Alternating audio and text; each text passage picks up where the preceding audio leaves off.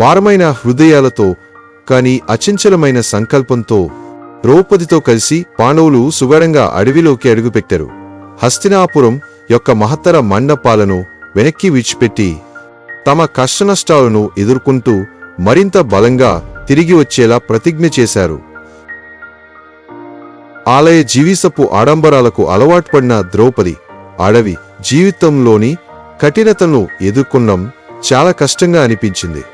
ఆమె నీరు తెచ్చింది, భోజనం వండింది, తీవ్రమైన వాతావరణ పరిస్థితుల్లో సహించింది. అయితే ఆమె తన గర్వాన్ని గాని ధైర్యాన్ని గాని ఎప్పుడూ కోల్పోలేదు. కృష్ణుడు పాండవులను సందర్శించి వారికి జ్ఞానం మరియు ఆశను ప్రసాదించాడు.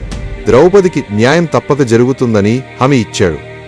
అలాగే కష్టనష్టాలు శక్తి మరియు సహనాన్ని పరీక్షించేందుకు వచ్చినవేనని వారికి గుర్తు చేశాడు.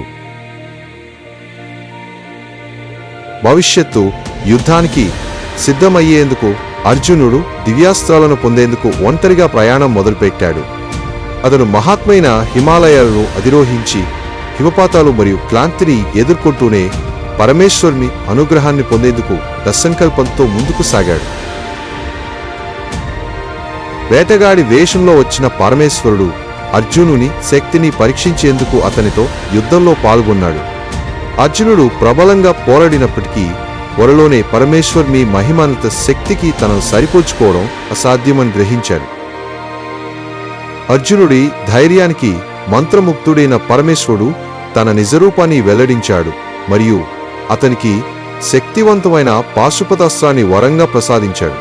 ఈ దివ్యాస్త్రాన్ని పొందిన అర్జునుడు మరింత బలవంతుడిగా మారాడు.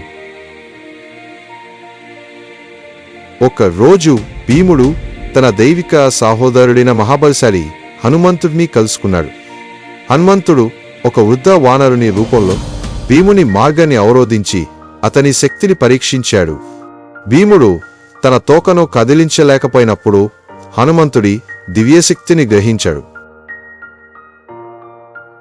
అర్జునుడు దివ్యాస్త్రాలతో తిరిగి వచ్చాడు.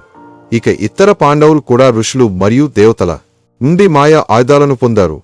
వారి శక్తి మరింత పెరిగి రాబోయే యుద్ధానికి సిద్ధమయ్యారు.